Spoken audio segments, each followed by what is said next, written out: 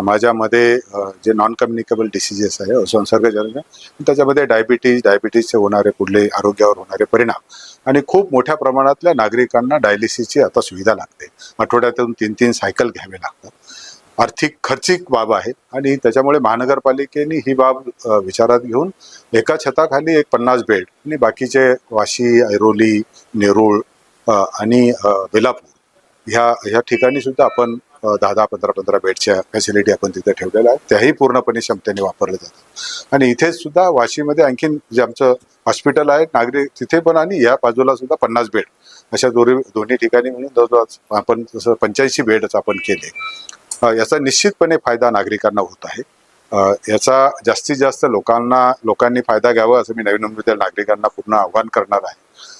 बाजार गेल्यानंतर याचा निश्चितपणे खर्च एका सायकलसाठी 3,000 ते 3,500 रुपये लागतो. आपण इथं विनामूल्य करतो.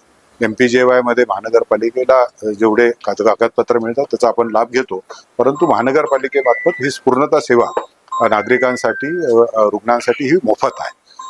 मी या आपल्या मार्फत सर्वांना आवाहन करतो की या सेवेचा आपण फायदा घ्यावा आणि महानगरपालिकेने ही नागरिकांसाठी दिलेली सुविधा निश्चितपणे तिचा उपभोग घेतला तर महानगरपालिकेलाही त्याचं श्रेय हे निश्चितपणे मिळेल.